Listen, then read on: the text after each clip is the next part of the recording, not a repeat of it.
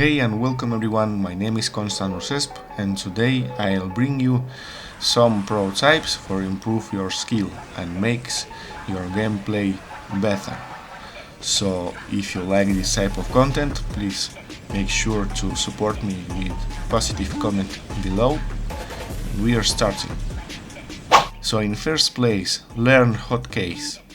And yes, I'm not meaning to learn absolutely every single key in your keyboard, but you should learn at least the most important ones. In my case, I assign numbers to units. For example, number 1 to builders, number 2 to close combat units, number 3 for range combat units, and number 4 or number 5 to commanders, for allowed me to react faster in the battle.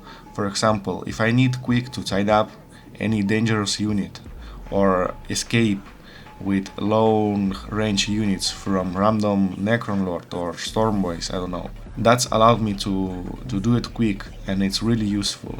You can assign a number by holding K Control and then you select the number that you want. Also, every builder opens the building menu with KB, so learn at least listening post and generator hotkeys in order to react fast against possible decaps.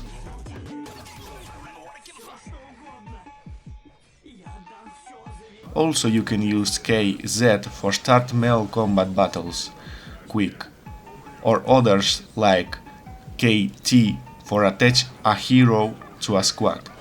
Closely related to the previous topic, I recommend you to open a game against easy computer and practice with hotkeys in order to learn in a very short time how to drop a turret or slave chamber or portal in the map in order to stack units and kill them, or just for distract enemies turrets or LP2s from our units.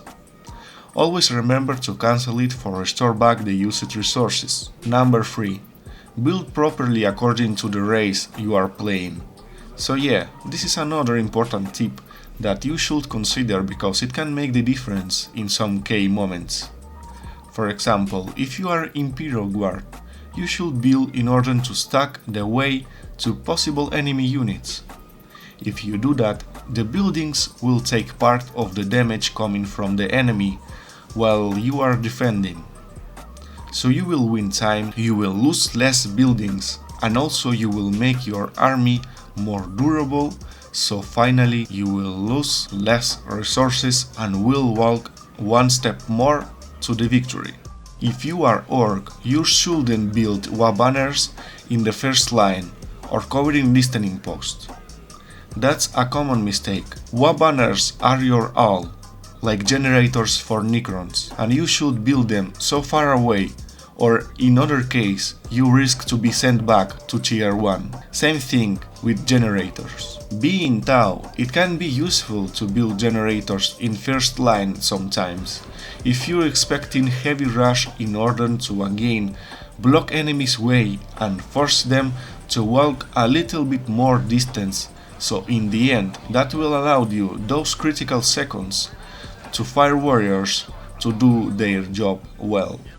Being Necron, make sure to build Forbidden Archive with Necron Lord artifacts in the first line, so this building will take all the damage and stack enemies in short ways and keep them out of your appreciated generators. Also remember not to build generators very close to spiders' bodies or to monolith, or your vehicles will stack and won't be able to move. Finally, if you are Dark Eldar, you should build everything as more concentrated together possible, even if you know that you are playing against Space Marine and you can take a sweetie orbital in your face. The reason is that your units are so weak, but at the same time they are very expensive, so you will need receive as less focus possible in your army. Also, the passive dismorale ability from your slave chambers works better when you have at least 2 or 3 in the same area, so they can explode souls in order to disrupt coming enemies to up you. Lots of players are afraid when they see sniper mass or cultist spam with grenade launchers. And it's true that they can deal easy with any type of infantry, in tier 1, but they deal very low damage to commander armor. So this is the way how you counter it. Just keep shooting them in range combat with your commander, and don't be afraid about the losing hit points, cause you are exchanging his life for the enemy's resources and time. So don't forget to escape to a safe place as soon as your hero has less than 30% of life in order to preserve him. Actually, we have the same stuff for empty a minefield. You will move commander just on it, and he will receive small amount of damage. As the tip number 5, you should learn to read panel in your screen and understand all the information you receive there. For example, when you see a yellow sign under it, that means the unit you selected has a light damage increase. 2 yellow signs means that the unit have heavy damage increase. If you see a red sign, that means it has less damage or it's receiving more damage coming from the same type of weapon than the regular. If you see a blue sign, that means that you're receiving less damage from the enemy attack. So make sure to use heavy covers, smokes, passive defensive skills coming from units like Big Mech or Dice of Destruction, and also stay away from negative covers, or make sure to destroy units that pierces your armor and makes you receive more damage, like coming from anti-vehicle grab platform from Eldars or Essence of Deceiver from Necron Lord. Every type of smoke have different effects, but if you use it smartly you can take advantage in key moments that I will tell you later in my another 25 interesting facts about Dawn of War Soulstorm. So subscribe for make sure you won't miss it. Number 6. Find the balance. I mean, if you produce tons of units at tier 1 or build more defenses as necessary, you take the risk of being out-touched and destroyed by your enemy. But if you touch so hard and not produce any army at all, you will be punished and finish it in a very early game. So usually it's not recommended to level up more than 2 points in order, as you know, to increase influence income before you ordered tier 2, or you can be out-touched. Also, players automatically improve the farther point in first line, but a good part of time that decision is not justified, especially when you are playing against Necrons, because you can lose this point.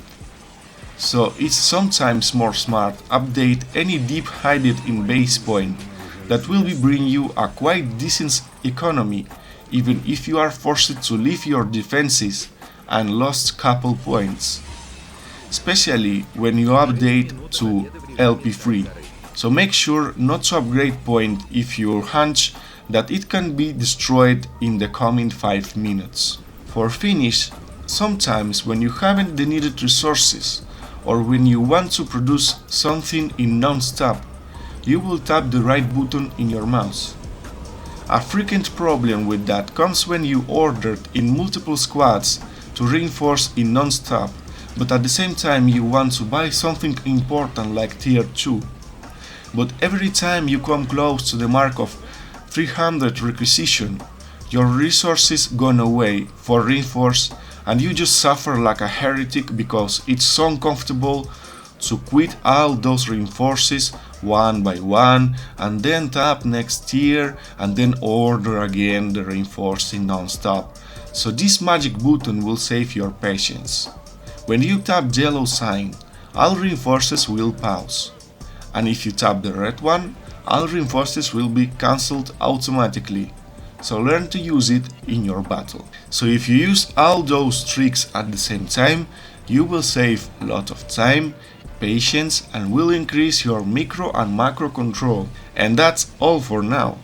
If you enjoyed and want more content, make sure to leave a comment and I'll bring you new useful tricks about Dawn of War Soulstorm. See you!